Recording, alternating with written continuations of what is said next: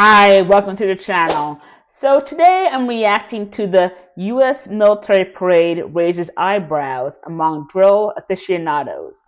Is British best? Coming from the channel BFBS Forces News. Before I react to this video, I want to give you guys some important context.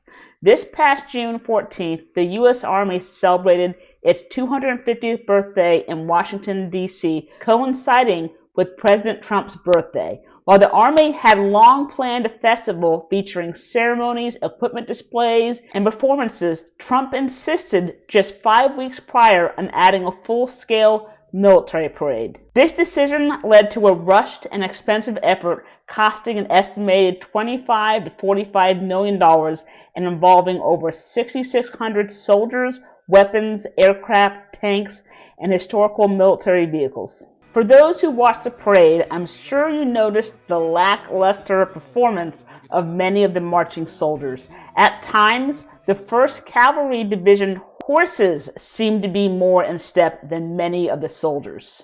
The uninspiring performance was not due to incompetence, but rather a mix of many factors, including the fact that the U.S. Army does not train to march in parades. We train to be a fighting force. The U.S. Army doesn't emphasize drill and ceremony for most soldiers outside of specialized units such as Army bands or the 3rd Infantry Regiment, also known as the Old Guard. With that being said, though, every soldier learns drill and ceremony in basic training and learns how to march.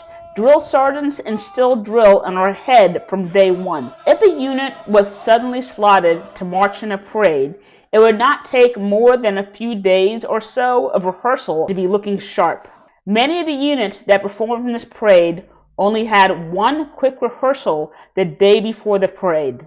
And if you look at some of the rehearsal footage, most of the soldiers look good and are marching well, or at least a standard. So why did the soldiers march badly in this parade?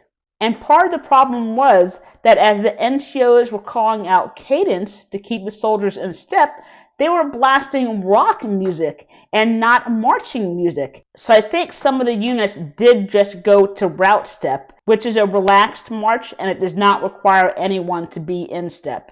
Most of the soldiers were voluntold to be in the parade since they couldn't get any volunteers, and they simply did not want to be there away from their families marching on a hot and humid Saturday night in Washington, D.C. They had to get flown or bused hundreds or thousands of miles across the country to be there and to stay in substandard lodging. Once in D.C., they had a few days of misinformation, fragos, and hurrying up and waiting, and maybe just one rehearsal for most units. Then on the day of the parade, they spent hours waiting for their turn to march. So these soldiers felt like they were being mistreated and nobody was taking into account their comfort in a dog and pony show that they felt was unnecessary. Most of the soldiers in the world felt like Trump insisted on this parade just to make him look good and to boost his ego. They felt that he was aspiring to the North Korea or Chinese level of parade grandeur. The parade was an act of malicious compliance by many of the soldiers, but not all. They marched in a fashion that said F you to Trump and their command for making them do this. There was some very awkward marching, and some soldiers even intentionally tried to stay out of step. This was their silent protest, which stood out to the country and to the world. But the most powerful protest during the parade wasn't silent at all. It came out blaring through the loudspeakers when organizers played Fortunate Son by Creedence Clearwater Revival. For those not familiar, that 1969 song came out at the height of the Vietnam War. It is a sharp critique of war and the privileged elites who dodged the draft while others were sent to fight. The irony, standing front and center at the parade, was perhaps the most famous draft dodger of them all, President Trump. So Trump was definitely being trolled at the parade in more ways than one. With that being said, let's get to it. Rank upon rank moving in unison. each move exquisitely enacted. Precision, poise, perfection. Military drill performed exceptionally like this looks amazing. Agreed. This doesn't look so good. Lackluster, lamentable, laughable?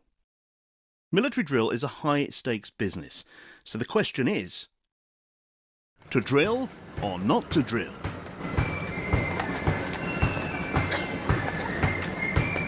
Trooping the colour in Britain, officially known as the King's Birthday Parade. It takes place every year at Horse Guards Parade in London on the official birthday of the monarch. And I've been lucky enough to witness this precision spectacle several times, and it never fails to impress me. This time the Coldstream Guards are trooping their colour.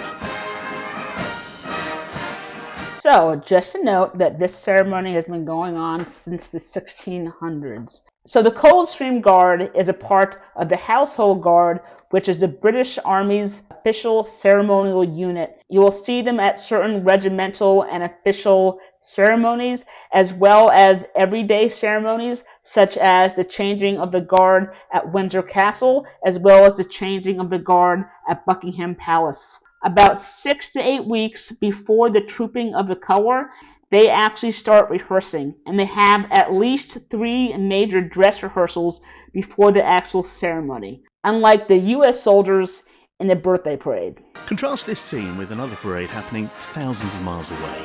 Receive specialized training for fighting in mountainous conditions. After periods spent in active... Washington, D.C., the US Army Grand Birthday Parade. And if I was being unkind, I'd say some of them were ambling rather than marching. And if they can't put the effort in here, what would they be like on the battlefield? But maybe they've got it right. Perhaps the British military is far too obsessed with drill. It's of no use, some would argue, simply an anachronistic throwback to when Britain mattered, and we're desperate to cling to that. I think I disagree, though, and here's why.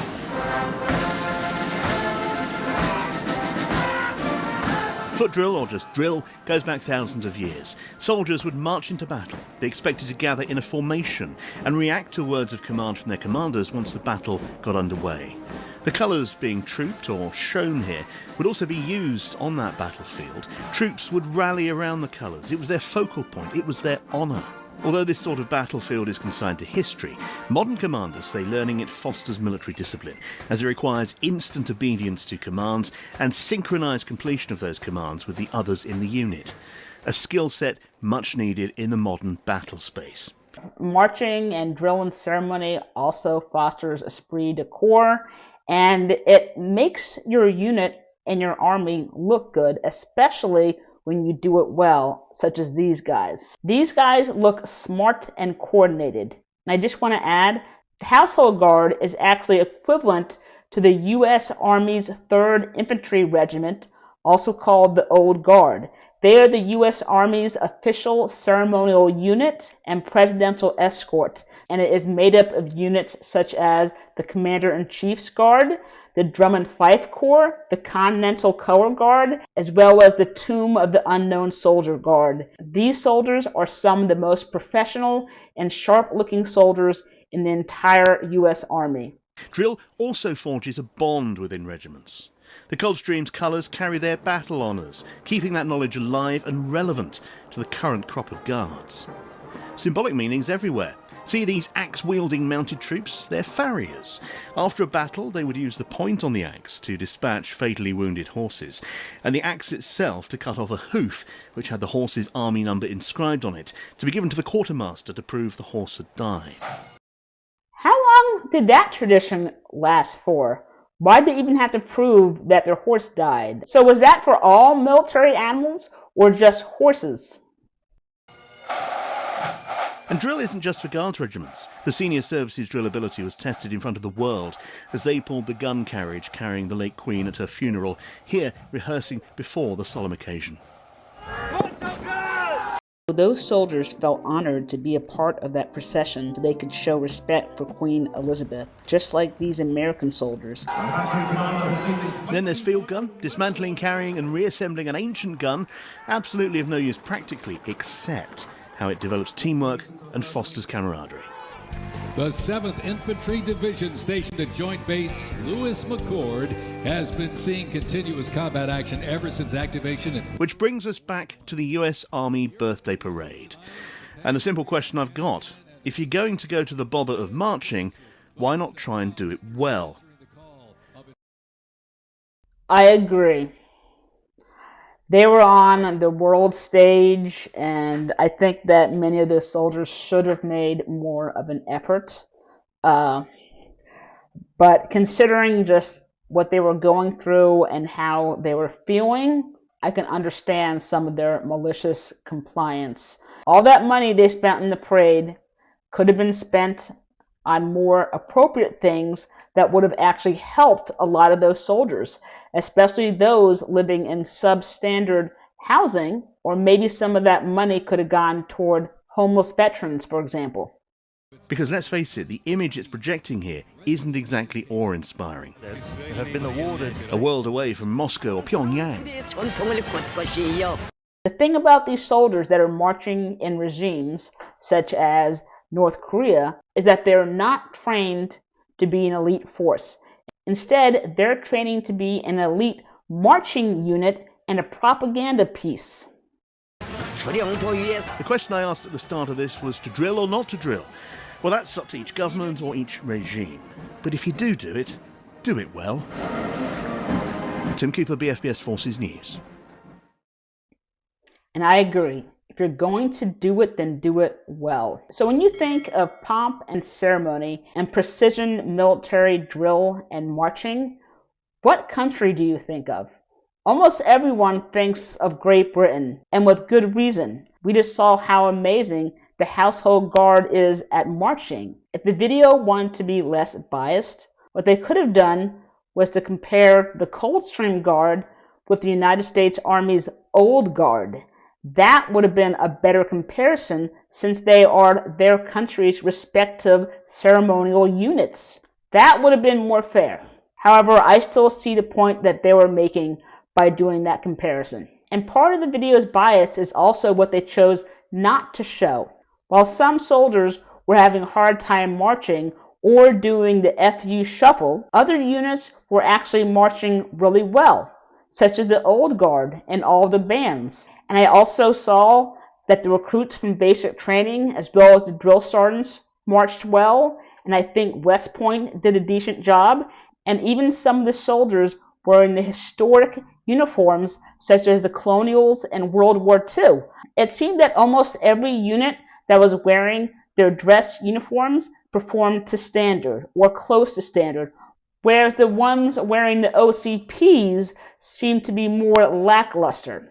So what do you guys think? Do you think the U.S. Army should focus more on drill and ceremony and less on our warfighting capabilities? Or should we focus more on training to be a fighting force and not worry so much about the marching and drill and ceremony? Drop what you think in the comments. If you do want to learn about the elite fighting force of Great Britain's army, the Paras, then here you go. Thanks for watching.